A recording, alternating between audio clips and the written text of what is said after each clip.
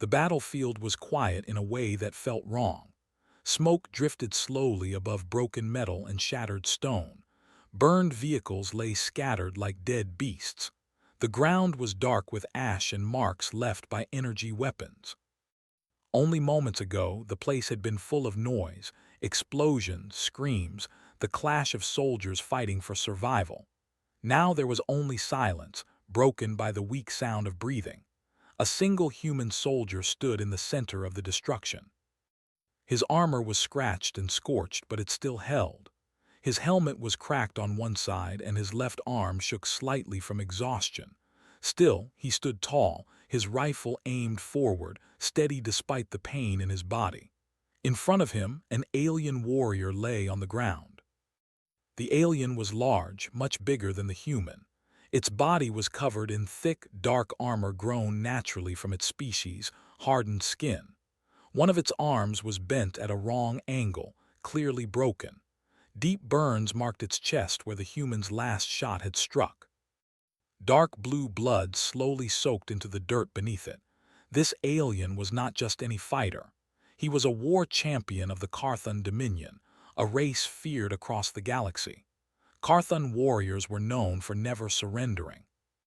They were raised from birth to believe that death in battle was the highest honor. Mercy was considered weakness. Defeat meant execution either by the enemy or by their own kind. Yet here he was, alive, defeated, and afraid. The human took a slow step forward, his boots crunching softly on debris. He could end it now. One pull of the trigger and the war champion would be dead. That was the rule of war. That was what everyone expected. The alien struggled to lift his head.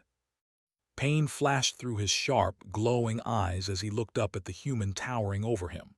For the first time in his life, he felt true fear, not the fear of dying, but the fear of not knowing what would come next. The human's weapon was pointed directly at his chest. The alien swallowed and forced his damaged body to move. Slowly, with shaking limbs, he pushed himself into a kneeling position. His strength was almost gone. If the human decided to kill him, he would not be able to resist. The alien lowered his head, exposing the vulnerable ridges of his neck. It was a sign of total submission, something no Carthon warrior had ever done before an enemy.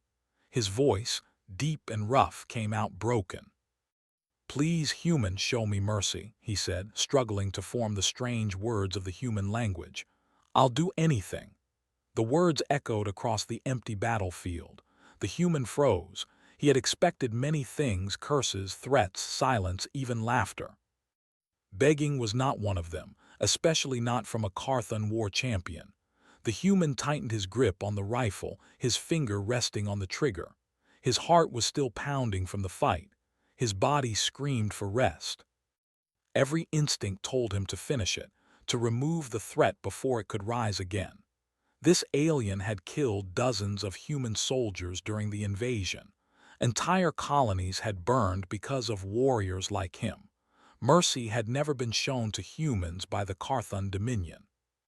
The logical choice was clear: kill him, but the human did not fire.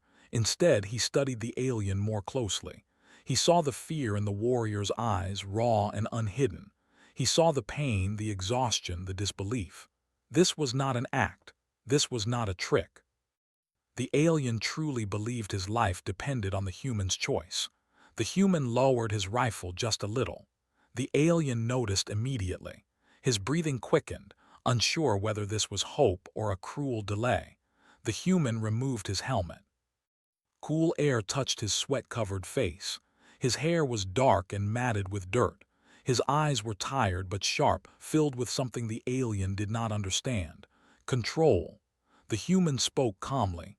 "Why should I spare you?" The alien hesitated. No enemy had ever asked him such a question.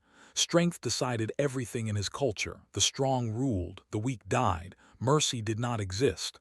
I am defeated," the alien said slowly.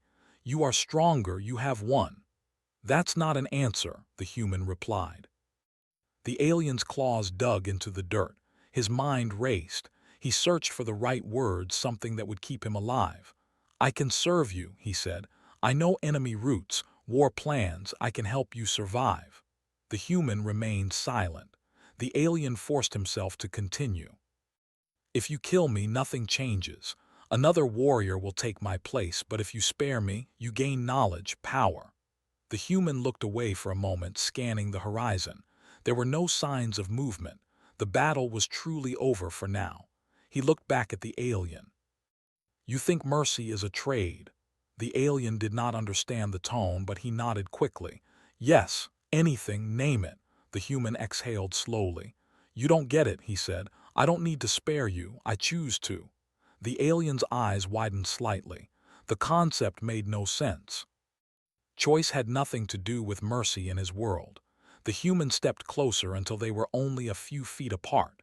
The size difference was clear. Even wounded, the alien was massive. Yet it was the human who held all the power. I'm not going to kill you, the human said. The words hit the alien harder than any weapon. You whoa, he asked, his voice shaking. No, the human replied, but don't mistake this for weakness. The human raised his rifle again, not to fire but to rest it against his shoulder. If you try to escape, he continued, if you try to attack me or any other human again, I will end you without hesitation. The alien bowed his head deeply. I understand. He did not fully understand, but he accepted it. The human activated his communicator. Command, this is Unit 7, he said. Battlefield secured. One Carthan war champion alive, I'm taking him prisoner. There was a pause. Static crackled through the device. A live Carthan, the voice on the other end said, shocked. Confirm hostile status. He surrendered, the human replied simply. Another pause, longer this time. Understood, command finally said, though doubt was clear in the voice. Proceed with caution. The human turned off the communicator and looked back at the alien. Can you walk? He asked. The alien tried to stand. Pain shot through his broken arm and damaged leg. He nearly fell but forced himself upright, leaning heavily on his good limb. Yes, he said through clenched teeth. I can walk. Good, the human said. Follow me. As they began moving away from the battlefield, the alien glanced back at the place where he had expected to die. His people believed that humans were brutal, uncontrollable creatures driven only by violence. That belief had justified every attack, every massacre. Yet the human walking ahead of him had shown restraint instead of cruelty. The alien felt something unfamiliar settle in his chest. Confusion. They walked in silence for a long time. The path led through broken terrain, past the remains of both human and alien soldiers. The human stopped occasionally, scanning the area, always alert. Despite his exhaustion, he never lowered his guard. The alien noticed this. Strength, he realized, did not always look like rage. Eventually, they reached a temporary human outpost hidden among rocky cliffs. Automated defenses activated briefly, then stood down as the human approached. Human soldiers emerged cautiously, weapons raised. Their eyes widened when they saw the alien behind him. What the hell is that thing doing alive? One soldier muttered. He's with me, the human said firmly. The soldiers hesitated, then lowered their weapons slightly, though their tension remained. The alien felt their hatred, their fear. He could not blame them. He had been part of the force that brought destruction to their worlds. The human guided the alien to a containment area. Medical drones moved in, scanning injuries. One of them began treating the alien's wounds automatically. The alien flinched. Why help me? He asked quietly. Because I don't want you to die, the human replied. That makes no sense, the alien said honestly. The human looked at him. You don't have to understand it yet. As the alien lay back, his strength finally failing, his eyes stayed on the human. For the first time in his life, he had been spared not because he was useful, not because he was powerful, but because someone chose mercy. And somewhere deep inside him, a question began to form, one that would change everything he believed about strength, honor, and humanity. The war champion closed his eyes, not as a defeated enemy, but as a survivor. And the galaxy, though it did not yet know it, had just witnessed the beginning of something far more dangerous than fear. Human mercy. The alien woke slowly, pulled back from darkness by a steady humming sound. For a moment he did not know where he was. His body felt heavy, wrapped in a strange warmth. Pain was still there, but it was distant now, dulled and controlled. He opened his eyes and saw a smooth metal ceiling glowing with soft white light. He tried to move and felt restraints around his wrists and ankles. They were firm but not painful. His breathing quickened out of instinct, but nothing else happened. No alarms. No weapons aimed at his head. This confused him more than fear ever could. He turned his head and saw the human sitting a short distance away, leaning against a wall. The human's rifle rested beside him, close enough to grab in an instant. His eyes were closed, but his posture was alert, like a predator resting without sleeping. The alien remembered everything then. The battlefield, defeat, the begging, the mercy. "You are awake," the human said without opening his eyes. "Yes," the alien replied quietly. His voice sounded weaker than before. The human opened his eyes and looked at him. "Medical drones stabilized your injuries. Your arm is still damaged, but it will heal if you rest." The alien struggled to understand. "You healed me, even though I am your enemy." "For now, you're my responsibility," the human said simply. The alien absorbed that in silence. In the Carthon Dominion, prisoners were kept alive only to be used or broken. Care was never given freely. "What will you do with me?" the alien asked. "That depends on you," the human replied. The alien did not like unclear answers, but he nodded. "Then I will not resist." Time passed slowly. Human soldiers came and went, always watching the alien with suspicion. Some stared at him with anger that burned hot and sharp. Others avoided looking at him at all. The alien understood their reactions. His kind had destroyed their homes, killed their people. No one spoke to him except the human who had spared him. The human's name, the alien learned, was Elias. Elias did not talk much. When he did, his words were careful and calm. He brought food and water that the alien could consume safely. He made sure the restraints were adjusted so they did not cut into damaged flesh. Each small action left the alien more unsettled. "Why are you guarding me yourself?" the alien asked during one of these quiet moments. "Because if I don't, someone else might decide you're better off dead," Elias answered honestly. The alien believed him. As hours turned into days, the outpost remained tense. Scanners showed increased Carthon fleet movement in nearby space. Patrols were doubled. Everyone expected retaliation. The alien knew why. "They will come for me," he said one day. Elias did not deny it. "I know. My people do not accept defeat," the alien continued. "A war champion captured alive is shameful. They will kill me to erase it." "And you?" Elias asked. The alien was silent for a long time. "If they find me," he said finally, "they will kill you as well." Elias shrugged slightly. "Wouldn't be the first time someone tried." The alien watched him closely. "You are not afraid." "I am," Elias said. "I just don't let it decide everything." This answer stayed with the alien. On the third day, alarms sounded. The outpost shook as distant explosions echoed through the rocks. Red warning lights filled the halls. Human soldiers rushed to defensive positions. Elias was on his feet instantly, weapon in hand. "They're here," he said. The alien felt a cold certainty settle in his chest. "They will not negotiate," he warned. "They will demand my execution." "Then they'll be disappointed," Elias replied. Human forces prepared quickly, but they were badly outnumbered. Carthon strike units descended from the sky like burning stars, landing with brutal force. The ground trembled under their weight. Through the outpost's external cameras, the alien saw his own kind advancing. Massive figures in heavy armor, warriors who had once been his equals. Now they were coming for his head. A transmission cut through the chaos. The image of a Carthon commander filled the main screen. His eyes burned with rage. "Humans," the commander roared, "you harbor dishonor. Surrender the fallen champion and we may allow your deaths to be quick." Silence filled the command room. Elias stepped forward, visible on the camera feed. "He surrendered," he said. "He's under our protection." The commander laughed, a harsh, cruel sound. "You protect weakness, that makes you weak as well." The alien expected Elias to respond with anger. Instead, Elias spoke evenly. "You're wrong." The commander snarled.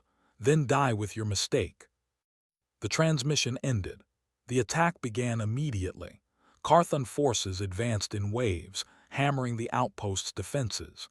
Energy shields flared and failed under repeated impacts. Human soldiers fought hard, using terrain and tactics, but the enemy's strength was overwhelming. Elias moved through the chaos like a machine, precise and focused. He gave orders, covered retreating soldiers, and eliminated threats with calm efficiency. The alien watched from his containment area, helpless. This was his fault. If he had died on the battlefield, this would not be happening. Humans were dying now because of him. A deep, painful realization took hold. Mercy had a cost. When a blast rocked the containment chamber, the alien was thrown against his restraints. Sparks rained from the ceiling. Smoke filled the air. Elias rushed in moments later, blood running from a cut on his forehead. "We're pulling back," he said quickly. "This position won't hold." The alien looked at him. "Release me." Elias paused. "No, I can help you," the alien insisted. "I know their tactics, their weak points. I can fight." "You're injured," Elias replied, "and you're still a Carthon." The alien met his gaze. "Not today." Another explosion shook the room. Elias hesitated. He remembered the alien kneeling in the dirt, the fear, the honesty. Finally, he activated the controls. The restraints released with a soft click. The alien stood slowly, pain flaring through his body. He clenched his jaw and ignored it. "You betray your own safety for me again," the alien said. "I told you," Elias replied. "Mercy isn't weakness." "Don't make me regret it." "I will not," the alien said firmly. Together they moved into the burning halls. The alien fought alongside humans against his own kind. He shouted warnings, redirected squads, and used his knowledge to counter Carthon advances. His presence confused the enemy. Orders faltered. Attacks lost coordination. Carthon warriors hesitated when they saw him standing beside a human. That hesitation saved lives. During one fierce clash, a Carthon elite charged Elias from behind. The alien saw it too late to shout. Without thinking, he stepped into the path of the strike. The blow slammed into his already damaged arm, shattering armor and bone. Pain exploded through him, blinding and fierce. He did not fall. He roared and struck back with his remaining strength, driving the attacker away. Elias stared at him for a split second. "Why?" he shouted. The alien's voice was strained but clear. "You spared me, so I choose to protect you." The words shocked Elias more than the battle itself. The humans eventually retreated to evacuation points. Dropships lifted off under heavy fire. The outpost was lost, but many lives were saved. As the last ship pulled away, the alien collapsed from blood loss. Elias caught him before he hit the floor. "Stay with me," Elias said, gripping him tightly. The alien's vision blurred. "I think I finally understand," he whispered. "Understand what?" "Why your mercy is feared," the alien said faintly. "Because it changes us." He lost consciousness. When he woke again, he was aboard a human medical vessel. Machines hummed softly around him. His injuries had been treated once more, though the damage to his arm was permanent. Elias stood nearby, watching. "You should have let me die," the alien said weakly. "No," Elias replied. "You made a choice." The alien closed his eyes briefly.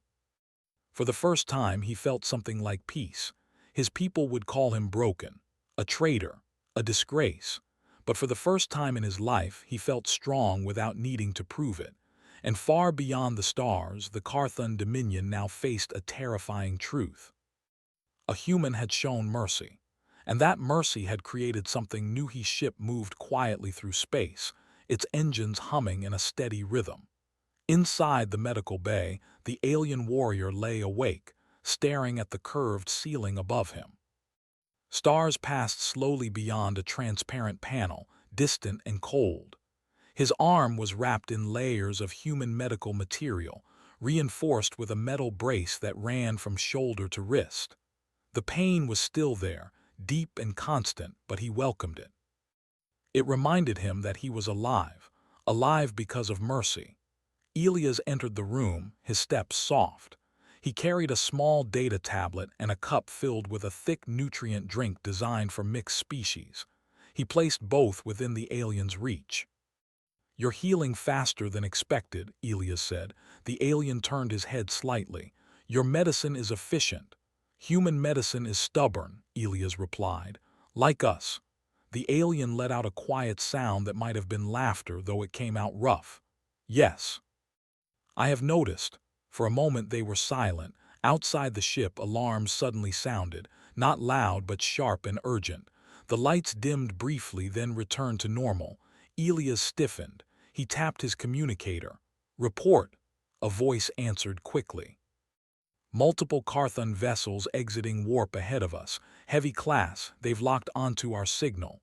The alien felt his chest tighten.